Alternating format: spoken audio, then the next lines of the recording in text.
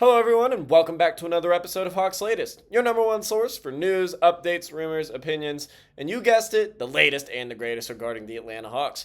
I'm your host, Zach Langley, aka Langley ATL, and today we've got a jam-packed episode that's going to be talking about some intriguing developments that have come to light in recent days, just in the NBA in general, and how they could impact the Hawks' offseason strategy as, Atlanta enters a very pivotal offseason to determine the future of the franchise. So first, we're going to dive into a bold request from the New York Knicks, which I'm sure you've all heard about, and how the Hawks responded, and let's just say it was a firm no.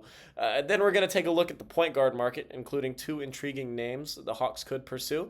Obviously, the Hawks are in the market for a backup point guard, a backup for Trae Young, and it's going to be a very heavy point guard class in free agency. It's going to be a very good one, and not just in free agency, but in trade chatter. And there's two names that are going to be linked to the Hawks this offseason, Russell Westbrook and Lonzo Ball. So we're going to talk about that in a little bit. And then we're going to close with a breakdown of Dyson Daniels' year 4 trajectory and if he can take a second leap, especially offensively, and what that might mean for Atlanta's young core going forward if he does. So without further ado, let's get into it and start with a story that made headlines and generated some conversation and some laughs across the league.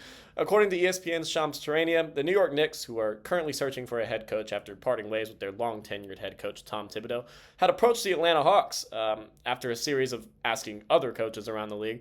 They approached the Hawks with a request to interview Quinn Snyder, obviously the head coach of the Hawks, who the Hawks have the utmost faith in. The Hawks' response was an immediate no. Charania reported that New York was firmly denied, which is absolutely notable and different from every other report about them approaching other front offices about their coaches. The Hawks gave them a firm no. It was firmly denied. They denied the opportunity, and the reaction from Hawks franchise star Trae Young said it all. He responded to the original report from Shams on X with a simple yet emphatic "hell nah," followed by a laughing emoji. So this moment was more than just humor from Trae. It was a public display of his support for Snyder and belief in Atlanta's long-term direction, and especially with Quinn at the helm. And let's not forget, Trae will troll the Knicks any chance he gets. So he was very quick to respond with this, and it was just super funny. Trae's rivalry with New York obviously has been brewing since he eliminated the Knicks in 2021, and the animosity clearly hasn't faded, and he's enjoying every chance to stir the pot with that crazy fan base. Quinn Snyder has earned the trust of his players, especially Trae. Despite 2 straight seasons of the Hawks being eliminated in the play-in, there's a sense within the organization that stability and development under Quinn Snyder can help elevate this team. They love his offensive schemes, and they believe in the long-term potential of a partnership of Quinn Snyder and Trae Young. And they're both super bought in, so why shouldn't we? And judging by how firmly the Hawks denied New York's request, the front office sincerely agrees with that plan as well.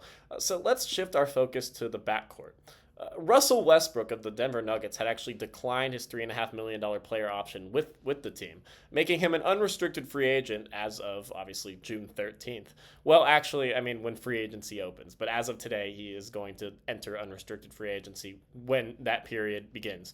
The 9-time All-Star had a surprisingly productive season after some had written him off as, a pure liability on both ends of the floor. He appeared in 75 games, so he's very durable, and he averaged 13.3 points, nearly 5 boards and 1.5 steals a game. For the Hawks, who are truly in the market for a backup point guard, Westbrook could be a very interesting low risk addition. There's obviously some risk that comes to it, depending on obviously the price tag, but Atlanta does have access to the mid-level exception, which is up to $12.8 million, and some of that could be enough to lure Westbrook in for a year or two, especially if he's looking for a young, striving to win environment and some steady minutes off the bench, which he would get. While Westbrook is obviously no longer an MVP caliber player, he's proven he can impact games off the bench and bring playoff experience. This past season in the playoffs for Denver, he was very effective and one of their best players. His energy, his veteran presence, and his ability to push the pace could add some real value behind Trae Young. And in select matchups, they could play together. That wouldn't be something we'd see a lot. However, it would be interesting and pretty fun to watch. I still like Westbrook's skill set today, and although he's not the player he once was, it would be someone I would be very happy with signing with the Hawks for just a season or two. It wouldn't be a long-term solution, absolutely not, but the Hawks could keep around Kobe Buffkin and have him learn under Russell Westbrook. There's not many better mentors than him. It could be an economical move that pays dividends next season. Still, though, Atlanta does have other options at the backup one, and one of them is a much younger, higher upside player, Lonzo Ball. So he's another name to watch. Unlike Westbrook, Ball isn't a free agent. So he's still under contract with the Chicago Bulls, but according to some league insiders, Chicago is very open to moving him, and that doesn't come as a surprise. As he in the past 3 seasons he missed 2 of them and played a little bit this past season, and he wasn't very good. But it could be a bank on upside kind of thing for the Hawks, and as his body gets adjusted to playing NBA level basketball again, his skill set will follow. I mean, the acquisition cost reportedly very reasonable. A second round pick and maybe some salary filler might be able to get a deal done, which, I mean, could come at a surprise, but I mean, obviously with durability concerns and long-term upside concerns, the price isn't going to be super high. So that's not something the Hawks would have to completely, gut a lot of, picks or whatnot for. Lonzo could come in and make an immediate impact as a two-way player. I mean, he only played sparingly last season after coming back from the extended injury absence that we were talking about earlier. He averaged 7, 3, and 3. While they obviously aren't eye-popping, context does matter. I mean, it was his first real game action in over 2 years. What Atlanta would be banking on is his defensive upside and playmaking instincts. I mean, both of which Atlanta could obviously use some more of. Not that we already don't have enough, but any team that's looking to jump into contention will be looking for some of that. Both of obviously which fit perfectly next to Trae Young or behind Trae Young. And if Ball were to miss any time due to his health concerns, the Hawks do have a promising insurance policy in Kobe Buffkin. I mean, once again, and if we re-sign Karis LeVert, I mean, the bench unit is still going to be good. I mean, Kobe is still obviously fighting for minutes and development in the rotation. Ball's presence could give Atlanta a versatile two-way option with low risk and potentially a very high reward if he finally becomes the player we all knew he once could be. Don't be surprised if we hear more noise about this as we get closer to the draft and free agency. And I mean, the draft is under 2 weeks away. So, I mean, expect some of that chatter to arise as, Atlanta really gauges their options at the backup point guard. And so now we're going to close it out with looking at a player who obviously isn't on the trade block, but whose development has, ripple effects for the rest of the league, and especially with his own team, the Hawks. Dyson Daniels is entering year 4 in the NBA, and for the first time, there's absolutely no question about his role. He's a full-time starter and a rising force in the NBA. I mean, entering last season, we figured he would be our starting 2 guard.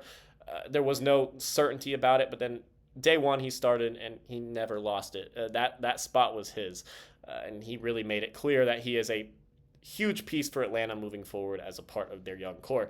I mean, last season, Daniels averaged 14.6 rebounds and 4 assists and led the league in steals with 3 per game, which is just absolutely ridiculous. He earned Most Improved Player and was selected to the NBA's All-Defensive First Team. His disruptive presence on defense is already elite, but what's more exciting is the potential of his offensive game growing into this all-around two-way stud.